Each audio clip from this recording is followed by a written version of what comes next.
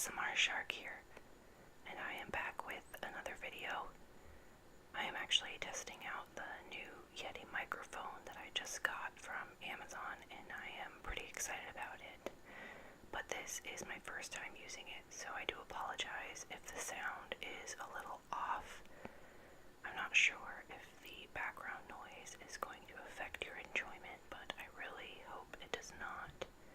I've done my best to play around with the settings to try to get it as limited as I can, so I hope it doesn't affect the quality. Most of the noise you hear is probably my cat Callie. I will definitely be playing around with this thing a lot more, so I hope to produce some really great tingly videos for you guys. So I hope you are all having a great week so far. Happy hump day. It's actually getting pretty late here where I live, so it's actually almost Thursday, but I thought I would make a quick video for you before I head off to bed. This video was actually requested by a viewer named The Chief, and it is going to be a little whisper video, as I'm sure you can tell. The topic is going to be about the ever-mysterious Megalodon, which is about as famous as Bigfoot. So sit back, relax, and I hope you enjoy what I have in store for you guys. So for those of you who don't really know what the Megalodon is, it is a prehistoric shark from the Cenozoic era, which is actually the current geological era. It started approximately 66 million years ago, just after the dinosaurs are believed to have gone extinct. It is also known as the Age of Mammals and the Age of Birds, because the extinction of the dinosaurs allowed mammals and birds to dominate the planet. The Megalodon is believed to have gone extinct approximately 2.6 million years ago, long before any of us were ever around. However, some scientists do theorize that the Megalodon still exists to this day, but we will talk a little about that later on.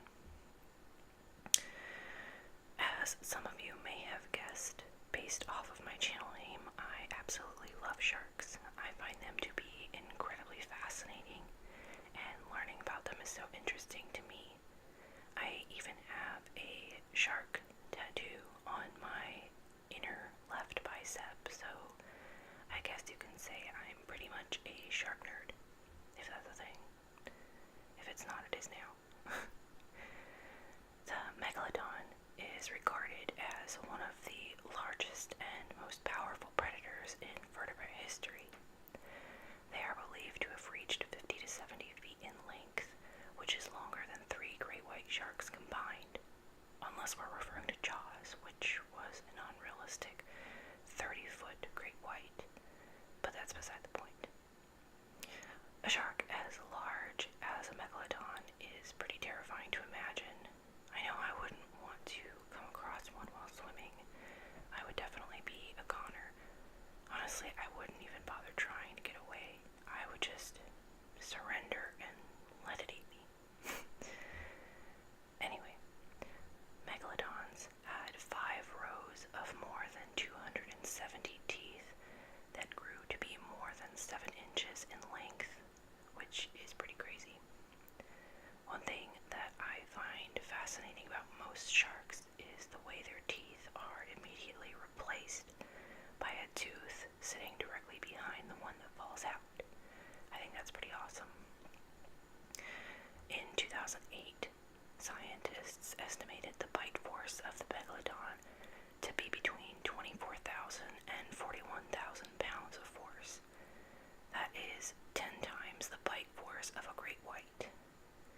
They also had a tendency to bite their prey in the most vulnerable and fragile places on their bodies in order to crush vital organs, rendering their victims helpless. So they were pretty vicious. There are over 500 species of shark in our waters, but it is suggested that the Megalodon is an ancestor of the great white. scientists believe it was simply a much larger, stockier version. So just try to imagine a great white on steroids, and there you go. That's a megalodon.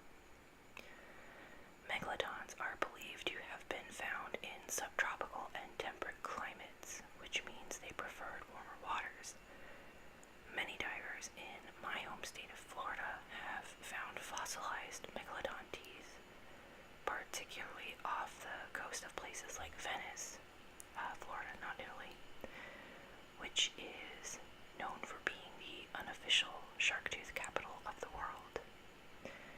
I actually went to Venice Beach not long ago to hunt for shark teeth. Me and like 50 other people, obviously.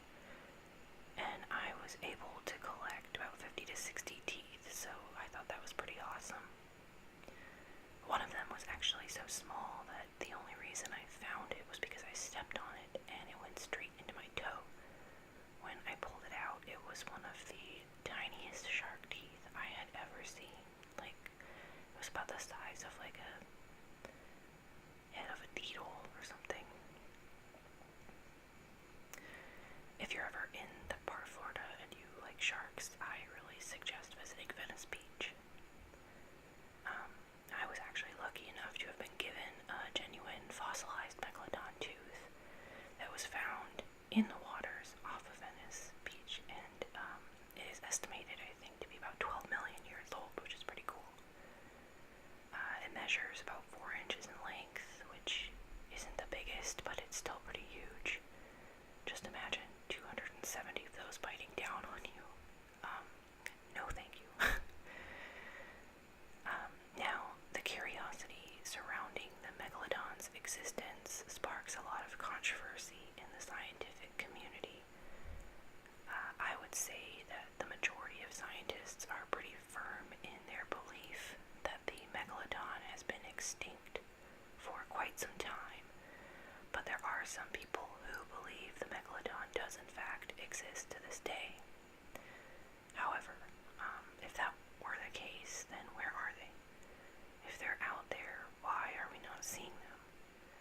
I mean, certainly something as massive as a 70-foot shark would have been spotted by now.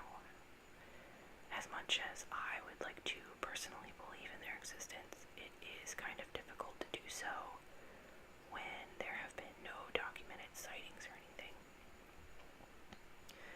During Shark Week, I think it was 3 years ago, Discovery released what they called a docu-fiction based on the Megalodon. I forget the title of it, but its purpose was to prove their current existence, basically. And I was unfortunately gullible enough to believe this docu-fiction, but I was heartbroken when I found out that it was all fake. It was pretty much like telling a kid that Santa Claus doesn't exist. Okay, that's a little dramatic, I guess, but you get the point. But as that docu-fiction pointed out, there is the theory that the Megalodon has adapted to living, and apparently hiding, in the deepest parts of the world's oceans, of which humans have only explored about 30%. Not much is known about the other 70%, or what lies beneath. So, what would cause this super predator, something that lived for thousands of years, to have gone extinct? First of all, its extinction really wouldn't be all that surprising. I mean, pretty much everything that roamed the earth before it had gone extinct. I mean, there were so many different dinosaurs, different kinds of dinosaurs that roamed the earth, just like people do today, and they were completely wiped out. So it's not an odd theory to have a species become extinct.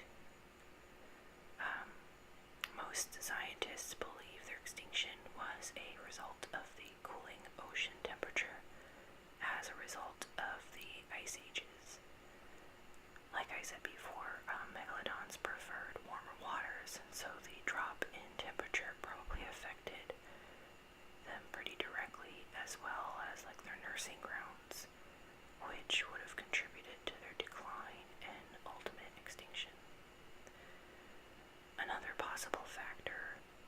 was the decline in the Megalodon's food supply. Many of the species of whale and other forms of prey eventually died out, leaving behind other species that are believed to have been faster, which probably helped them to escape the deadly jaws of the Megalodon. Plus, more of their prey seemed to start to prefer colder waters, which deterred the Megalodon.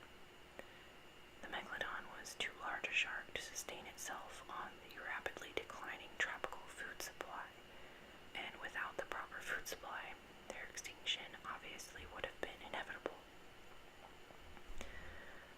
All in all, the mystery of the giant Megalodon has yet to be solved, obviously, and really who knows if it will ever be solved. There is no real proof, no hard evidence on either side of the argument, though I would say there is more evidence that suggests this monstrous shark did in fact go extinct over 2 million years ago. A lot of the reason why people believe that is because of the teeth that are found. Like the tooth that I have, most of them are, well, all of them are millions and millions of years old, which points to the fact that these sharks existed millions of years ago. And if they were still around today, teeth that are younger in age, for lack of better words, would be found, and you would find animals with insanely large bites on them, and none of that is happening. We're not finding any newer teeth, and there are no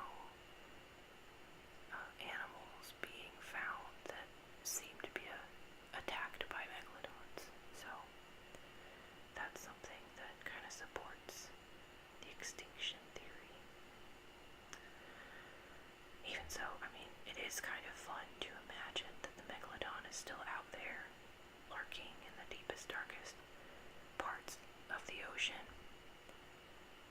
I mean, maybe those who claim to have encountered a megalodon are telling the truth. Who knows? I mean, they're kind of, compared to people who say they see UFOs or Bigfoot or the abominable snowman or whatever. But I guess, you never know, right? Anything really is possible, and I do think it would be pretty cool if they were still in existence. But all I can really say is if the megalodon is still out there, we are definitely going to need a bigger boat. Okay, that was pretty cheesy, but I had to. I'm sorry. Jaws is one of my favorite movies. I told you I was a shark nerd. I wasn't lying. So,